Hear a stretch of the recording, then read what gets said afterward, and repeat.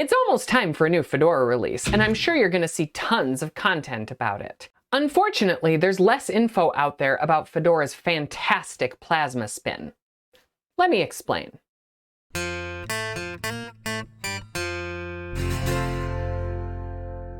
Greetings, and welcome to another thrilling episode of Veronica Explains.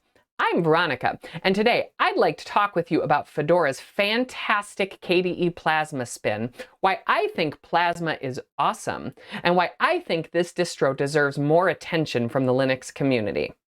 I'm also going to do a quick review and installation of Fedora KDE Plasma 36, which is in beta at the time I'm recording this video. As you may already know, Fedora typically ships with GNOME in its primary distribution. At present, it's shipping with GNOME 42, which is an amazing desktop environment, and I've covered that in some other videos, and I'm sure I'll cover it again in the future. If GNOME is not your thing, you can get a Fedora Spin, which includes all the benefits of the Fedora ecosystem, but with alternate desktop environments such as KDE Plasma, i3, or XFCE. Those are wonderful options and make for an excellent desktop experience.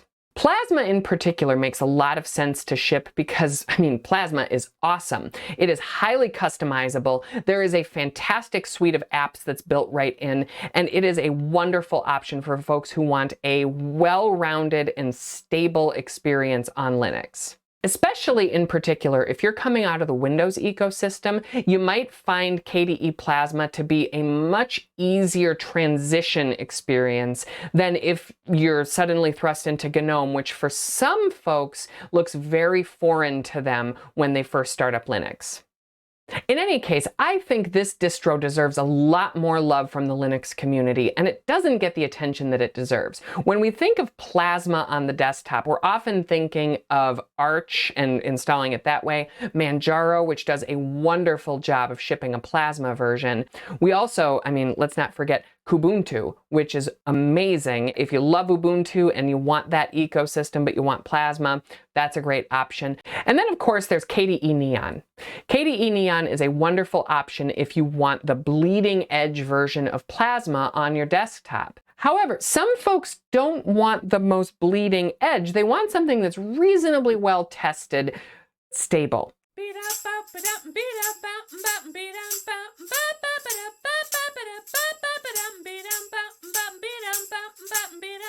And this is where I think Fedora is a Viking.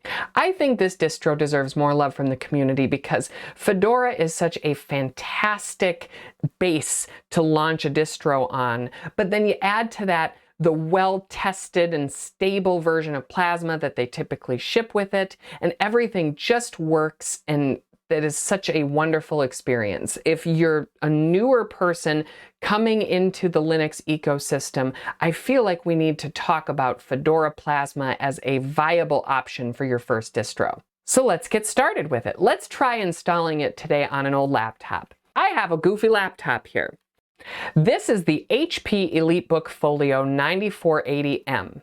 This is the laptop that shipped in 2014. At least this model seems to have shipped in 2014. One of my favorite features of this laptop is that you can open it with one hand. How many laptops do that nowadays? More laptops should. But let's see how far we can push this laptop with Fedora Plasma.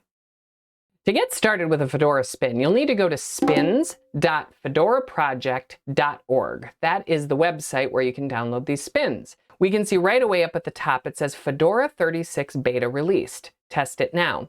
This is in beta and they want you to test it. So let's go ahead and do that. Let's click the button and it gives us the options of the various different spins that they've got going on here. We're going to take the 64-bit image of KDE Plasma and we're going to download it.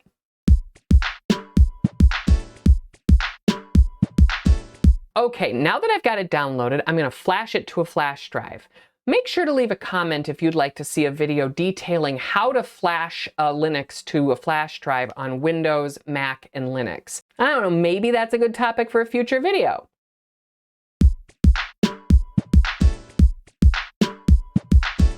The drive is flashed. Let's get it fired up. Once you've booted into Plasma for the first time, it's going to show the desktop. We can hit this install to hard drive icon and the installer is going to boot right up. Okay, so I select the language that I'm using, which is English. It warns me that this is the beta. Yours probably won't warn you if you wait until production. And then from here, I have to pick the specifics about how I want my installation to go. Now, if you've never used the Fedora installer, this can feel a little bit kittywampus. Personally, I like it, but I do a lot of installations of things like Red Hat, Fedora. I work with these distros, so I'm actually pretty used to this installer, but it does have a little bit of a learning curve. You start with the summary, and then you have to click into each individual item in order to get to what you need. For a lot of people new to Linux, they find this installer to be a little cumbersome. It's something that I hope they address with maybe a simple and advanced option in a future release, but if you're not used to Fedora, this is something to be aware of. In any case, let's walk through it together. So to start with, I usually pick my time zone. I'm going to go with Central because it's accurate.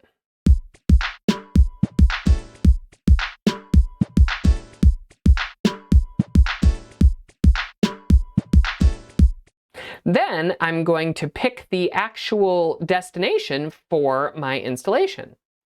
Now in my case, it's already selected the correct device here, the SSD for my laptop. I can tell it's selected because it has that little check mark here. If this were my production device, I would definitely encrypt my data and then set a passphrase. This is not a production device though, I'm just playing around with it, so I'm going to skip that section for now. You hit Done at the top left corner of the window, and it's going to then prompt you for what you need to do. Reclaim space is the option we're looking for here. That's going to delete what's on there, it's probably some Windows, and then install Fedora on the drive. I hit Delete All, which deletes every partition because I'm not dual booting.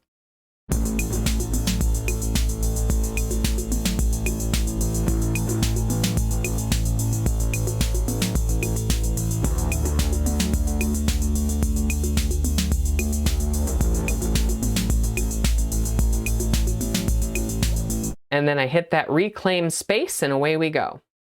Next, I'm going to select the network I'm going to use. I click on network and host name. Right now it says I'm not connected.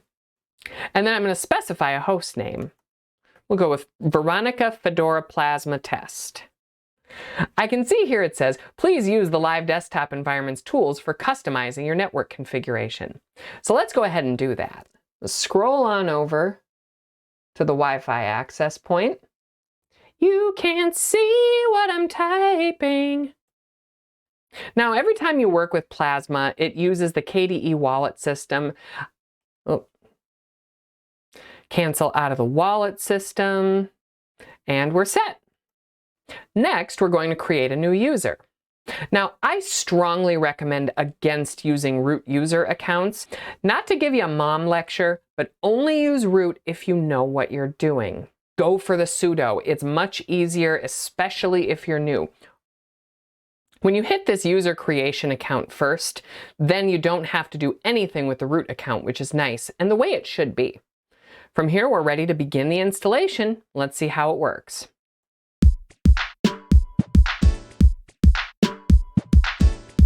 Okay, we're complete and we're ready to restart. So let's go ahead and restart the computer. And let's check out Plasma. Now, as you can see, we are running Plasma on Wayland, which is exciting. Let's give it a try.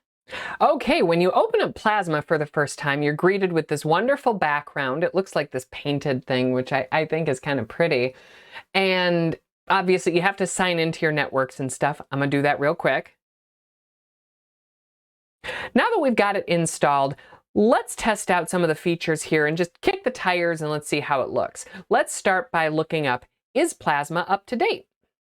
So I can see here by going to the kde.org Plasma desktop site at kde.org/plasma-desktop that the current version of Plasma is at 5.24. When I load it up on my laptop and hit About, we can see that the version shipped is 5.24. So look at that, we're shipping the current Plasma.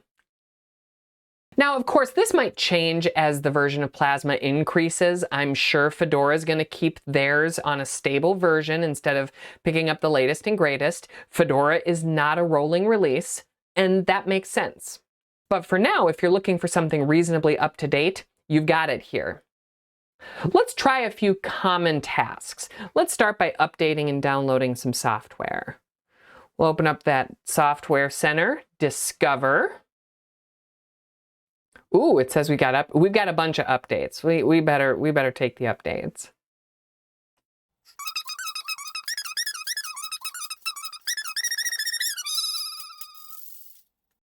All right, let's get signed back into Fedora now that we've completed the updates.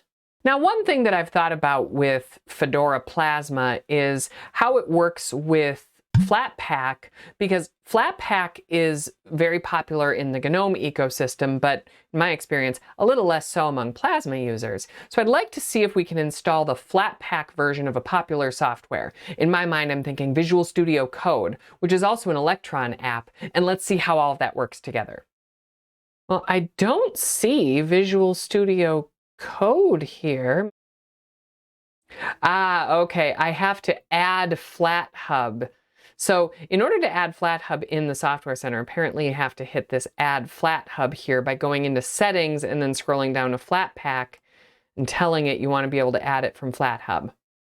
And now let's go find some software. There it is, perfect.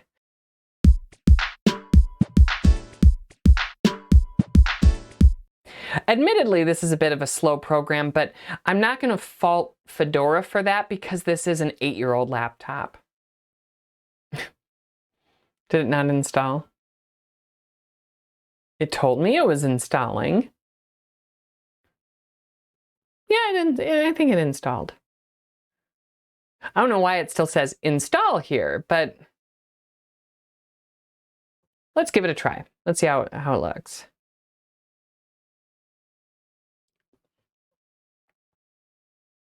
This looks like it always looks when you install it from Flatpak. Yep, and it yells at you that you're using an unofficial Flatpak version of VSC. This whole unofficial thing is what I expect. This has nothing to do with Plasma itself. But I more or less wanted to do this to see how snappy it felt and just see how an Electron app seems to run okay on FlatHub on Wayland using Plasma, and this seems to be working. I mean, let's try... Can I fire off an HTML thing? I'm not a Visual Studio Code user, so select a language. Okay, fine. HTML. Let's see if I remember any Emmet. Let's just give it a try.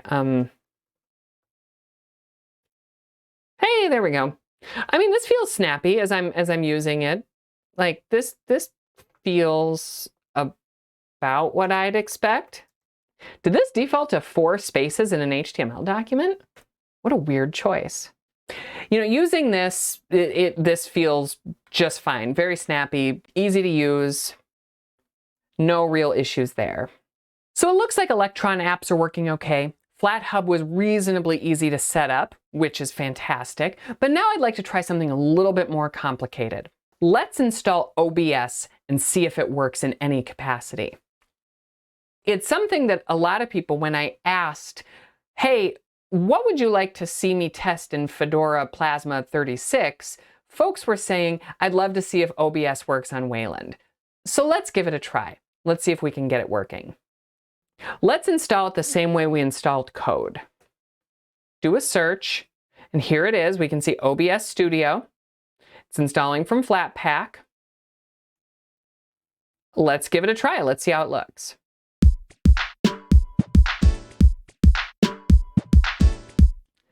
So it looks like it installed. I don't know, for whatever reason, Discover says install here when the whole process is finished. But when I hit OBS, why, look at that. It looks like it's working. So let's see if we can get this thing fired up. Do the auto configuration. I'm going to say just for recording for now. We'll just take the defaults for now. All right, let's see if we can add a source. Let's do Pipewire screen capture. Oh, look at that. Select what you want to share with OBS Studio. This is working out of the box, folks. Now you can see what I see. Let's see if we can add the camera. Let's do another scene. This webcam's probably atrocious.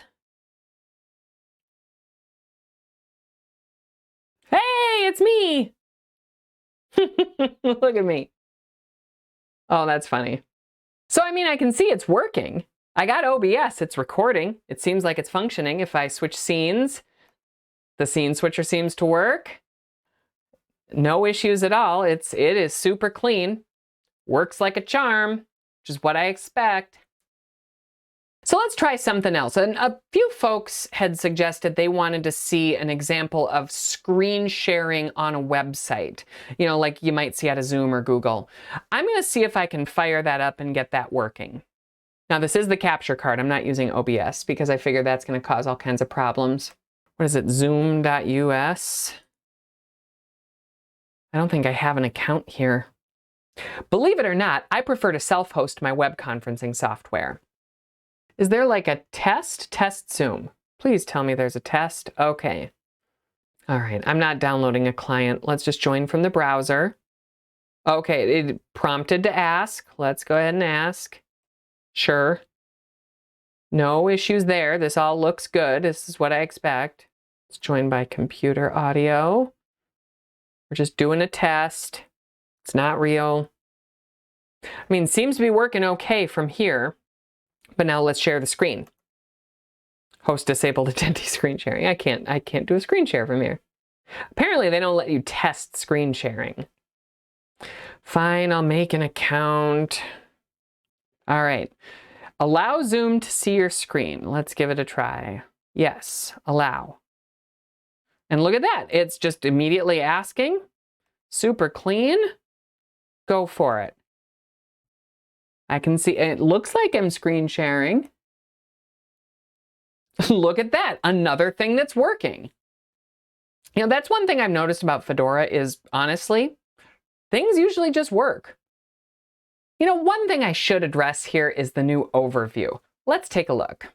So I think to activate the new overview, you have to go into System Settings. I wonder if you can just search for it. Desktop Effects, I bet it's in here. Scroll on down, and let's see if I can find it. Okay, we've got the overview. Let's go ahead and hit that. Apply. Let's see, how do we activate the overview? It looks like the overview is activated with the Meta key, which is the super key. Some people might call it the Windows key, and W. Ho ho, that's beautiful. I want to take this and let's load up another program. Let's go back into KWrite. And then I want to move KWrite to desktop 2. That's amazing. So to switch between them, once you get that fired up, it looks like it's Control and then the F key for the workspace you're trying to switch to. So I put KWrite on desktop 2. So I can hit Control F2 to get here and Control F1 to go back, which is very, very neat. One of the things I love about KDE Plasma is the ability to customize virtually everything you can interact with on the desktop, and this is no exception. Let's go ahead and give it a try with that new workspace switcher. Here I'm in System Settings still, and if I click on the menu icon next to that overview, I can see I can configure this key. Let's try switching it to the Meta key and the space bar, which is a little bit more Mac OS-like. And look at that! So much of this is customizable. I can tweak everything from, I mean, here, let's just show the FPS in the corner, because why not? Make wobbly windows happen.